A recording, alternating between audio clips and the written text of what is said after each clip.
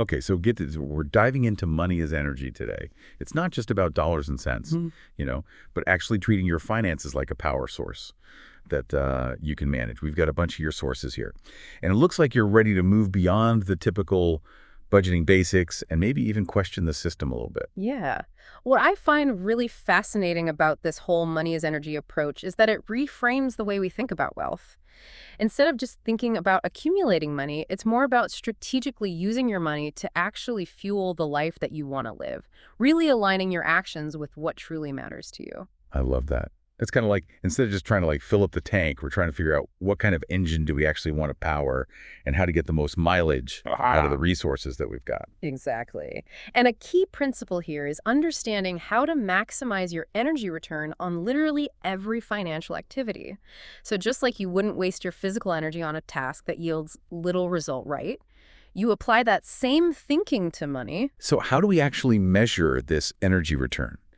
Is it something like calculating ROI, or is it more about the feeling you get from certain activities? It's actually a bit of both. The source material gives a great example. So imagine you're deciding between two different side hustles. One earns you $50 an hour, but it leaves you feeling really stressed and just completely drained. The other one earns you $30 an hour, but you genuinely enjoy it. You feel energized afterwards. So that enjoyment is actually part of the return. It replenishes you, even if that immediate financial gain is a bit less. That makes a lot of sense. So it's not just about the dollar amount. It's about the overall impact on your well-being. It's like sometimes taking that lower paying gig that's more aligned with your passions can actually be a smarter energy investment in the long run. Yeah, precisely. And this actually leads into another key concept from your sources, the energy loop. Imagine it as a cycle. You earn money in a way that feels good and doesn't drain you. Then you invest that money into things that either increase your income or enhance your well-being, which in turn gives you more energy and resources to either earn more or just, enjoy life more fully. Can we get a visual on this? I'm a very visual learner. Is there a diagram in the source or something? Well, while there isn't a literal diagram, I think we can paint one with words. Imagine a circle. At the top is you earning from a fulfilling side hustle, like creating online courses. Some of that money goes to living expenses, of course. But another chunk goes into, say, stocks or even upgrading your skills to make even better courses.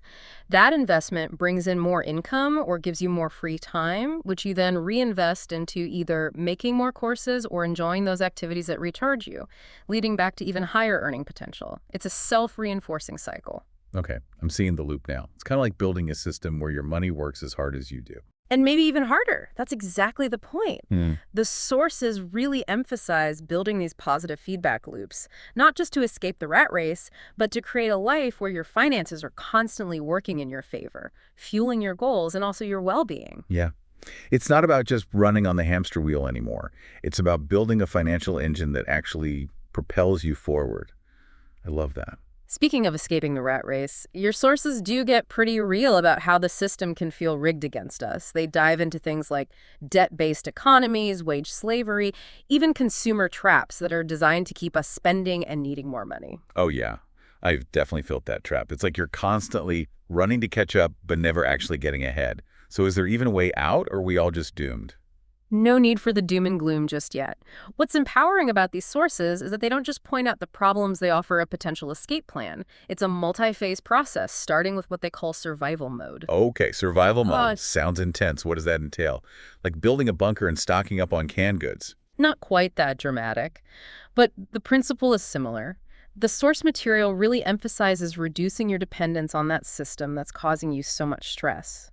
It's about minimizing those expenses, getting rid of debt, and starting to stockpile not just money, but also valuable skills that give you options. Okay, so it's kind of like creating a financial safety net, but also a skill set that can help you generate income outside of that traditional job market.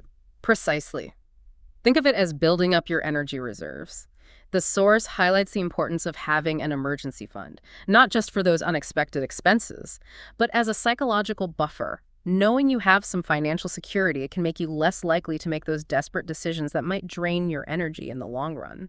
That makes a lot of sense. It's like having that financial security gives you more mental space to focus on building that escape route rather than just trying to survive day to day. Like, okay, I've got my basic needs covered. Now I can actually start thinking about how to thrive. Exactly. And that's where building those valuable remote-friendly skills comes in. The source gives examples like coding, digital marketing, maybe even AI, things that are in high demand but don't require you to be physically present in a traditional workplace. So it's about stacking skills that give you more flexibility and control over your time and your income, which in turn gives you more energy to focus on building a life that you actually want. That is the core idea behind this survival mode, making yourself less vulnerable to the system's flaws and building a foundation for something much more sustainable and fulfilling. Okay, I am intrigued. But escaping survival mode sounds like it takes a lot more than just cutting back on lattes. So what's the next step in this grand plan? So once you've got that financial foundation and some in-demand skills, the source moves into what it calls cash flow mode. This is where you actually start making money quickly, leveraging those skills that you've been developing. So we're talking side hustles, freelancing, maybe even starting a small online business. All of the above. The source really emphasizes being resourceful and maybe even a bit of a hustler in this phase. It's about taking action, generating income, and proving to yourself that you can actually create value outside of that traditional job market. So stepping outside of that comfort zone and putting those skills to the test, seeing what works, what doesn't, and building momentum towards that bigger escape plan. Precisely. And what's interesting is that the source doesn't limit you to any one specific side hustle or income stream. It encourages experimentation, trying different things, seeing what resonates with your skills and passions, and finding what actually brings in that cash flow while maintaining a positive energy balance. Okay, so we've survived. We've got some cash flow coming in. What's next? Do we just keep hustling forever? Not necessarily. That's where the leverage mode comes in. Your sources describe it as the stage where you shift from actively trading your time for money to building systems that actually work for you, generating income more passively. That sounds amazing, but also a bit intimidating. What kind of systems are we talking about here? Do I need to, become a coding genius or a real estate mogul? Not necessarily. It's more about finding the right leverage points for your skills and resources. The source gives a whole range of examples from investing in dividend stocks to creating an online course that kind of sells on autopilot. It could even be as simple as hiring a virtual assistant to free up your time so you can focus on those higher value tasks. So it's not just about making money. It's about making your money work for you. It's like building that financial engine we were talking about before. Yeah, But now we're adding some turbochargers. exactly. And a key principle here is understanding the difference between linear income and leveraged income. Linear income is what most of us are used to. You work, you get paid, you stop working. The income stops. Leveraged income is about creating assets or systems that generate income even when you're not actively working. Okay, I'm starting to see the power of this leverage mode. But honestly, it still feels a bit out of reach for the average person. Not everyone can just go out and buy a bunch of rental properties or create a wildly successful online course. You're right, it's not always easy, and the source acknowledges that. But it also emphasizes that even small steps towards leverage can make a big difference. It could be as simple as automating a few tasks in your business, or finding ways to outsource that low-value work, or even investing a small amount of money each month into a dividend-paying stock. So it's about finding those small wins, those little leverage points that can start to shift the balance in your favor, even if you're not starting with a ton of capital or resources. Exactly. It's about building that momentum and creating a system where your money is working harder than you are, even if it's just a little bit at first. That's really encouraging. So once we've mastered this leverage mode and our money is working hard for us, what's next? Where do we go from there? Well, that's where the ultimate goal comes in. Freedom mode. This is what all that hard work, all that strategic planning and energy management is ultimately leading towards. Freedom mode. It sounds almost too good to be true. What does that actually look like in practice? Your sources paint a picture of financial independence, where you're no longer beholden to a job you hate or a system that feels rigged against you. You have multiple streams of passive income coming in. You're free to pursue your passions. And you have the time and resources to contribute to the world in a meaningful way. It's like reaching that financial summit. You can finally breathe easy and enjoy the view, knowing you've built a life that's truly aligned with your values and your vision. Exactly. It's not just about being rich. It's about having that freedom to choose how you spend your time and energy, to pursue work that feels meaningful, to connect with people you care about, and to make a positive impact on the world. It's like you finally reached that point where money is no longer a source of stress or anxiety, but a tool that you can use to create the life you've always dreamed of. And what's really inspiring about this freedom mode is that it's not just about individual liberation.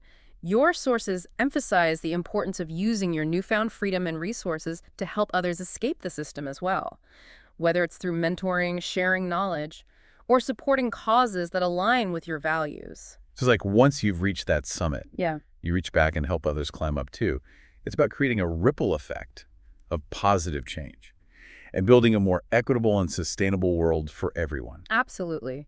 Because true freedom isn't just about individual liberation, it's about collective liberation. It's about creating a world where everyone has the opportunity to thrive, to pursue their passions, and to live a life that feels meaningful and fulfilling.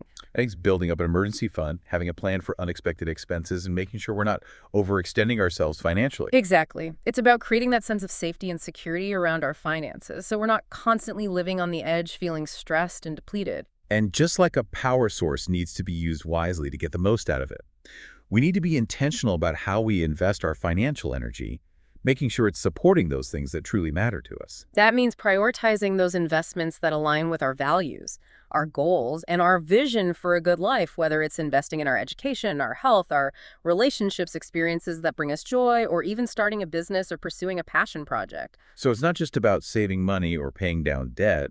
It's about using our money to create a life that feels aligned, authentic, and truly fulfilling. And one of the most exciting aspects of this approach is that it allows us to tap into a much larger source of energy than we might have realized. Okay, I'm intrigued.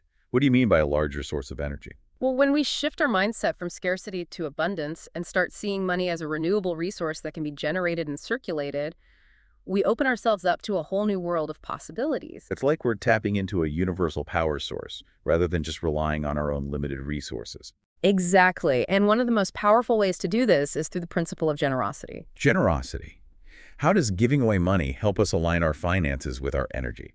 Well, when we're generous with our resources, whether it's donating to a cause we care about, volunteering our time, or simply offering a helping hand to someone in need, we create a ripple effect of positive energy that flows back to us in unexpected ways. It's like we're investing in the well-being of others, and that investment creates a return that benefits us all. Precisely. hmm And generosity isn't just about giving money. It's about giving our time, our energy, our talents, and our attention to those things that matter to us. So it's about aligning our actions with our values and creating a more positive and abundant world, both for ourselves and for those around us. And when we do that, we tap into a source of energy that's far greater than our own limited resources.